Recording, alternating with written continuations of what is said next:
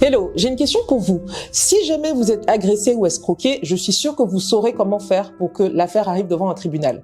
Mais si jamais vous êtes envoûté, vous pensez être envoûté, ou que vous pensez qu'un de vos proches a été tué par sorcellerie, est-ce que vous iriez voir un tribunal coutumier?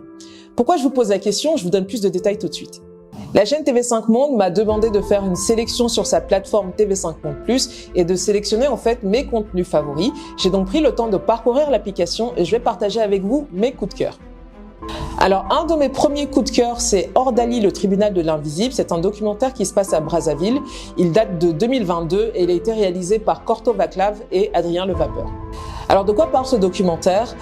Le docu suit 4 juges, les juges du tribunal de Tenrikyo, c'est un tribunal coutumier.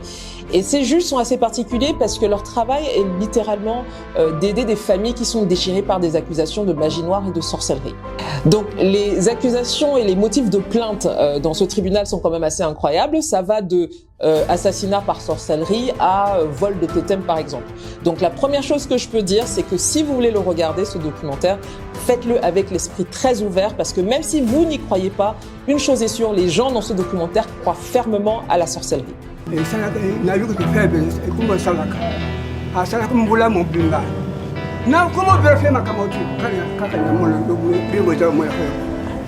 Alors, il y a beaucoup de choses qui m'ont intéressée et intriguée dans ce docu. La première, ce serait la cohabitation qu'il y a entre la justice légale, entre guillemets, et la justice traditionnelle. Par exemple, dans ce tribunal, on voit un drapeau de l'État congolais derrière les juges. Les juges en eux-mêmes sont habillés comme des juges classiques, c'est-à-dire dans la robe blanc, noir, etc. Et on a aussi, enfin, on entend dans le documentaire que, apparemment, le tribunal coutumier en question serait reconnu par l'État congolais. Donc ça, c'est une chose. Mais en même temps, on voit ces juges aller dans la cour et pratiquer ce qu'on appelle le rituel du mortier. Je vous en dis pas plus, vous le verrez dans le documentaire, mais c'est assez impressionnant.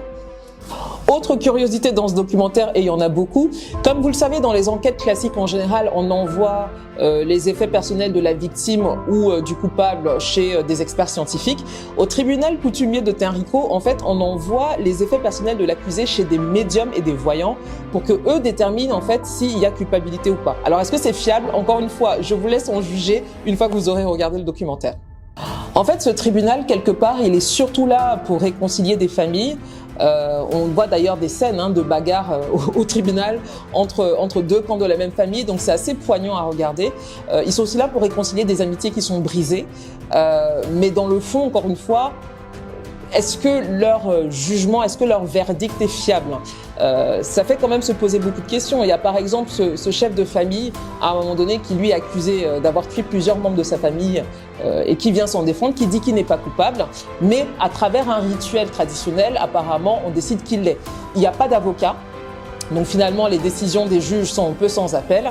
Et pour moi, c'est quand même un peu risqué parce que peut-être qu'on n'a vraiment pas de preuve qu'il soit coupable, mais du coup, toute sa communauté, toute sa famille va penser qu'il l'est. Ça l'expose lui aussi éventuellement à des représailles derrière. Donc c'est quand même assez particulier.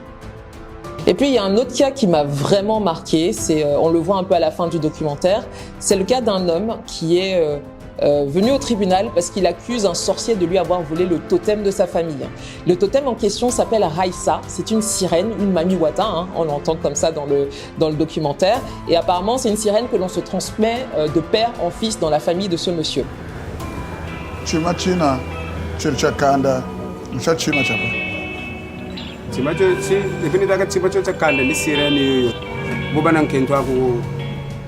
Et c'est incroyable de l'écouter parler de cette Raissa. On croirait qu'il l'a vraiment vue, qu'elle existe réellement.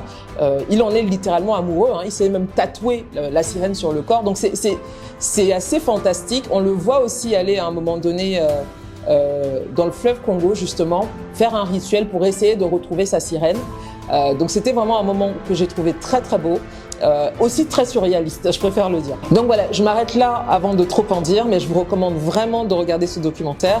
Je rappelle le titre, Ordali, le tribunal de l'invisible. Il est disponible sur la plateforme TV5 Monde Plus et c'est gratuit, donc vous n'avez rien à payer. Et quant à moi, je vous donne rendez-vous dans une autre vidéo pour partager un autre de mes coups de cœur.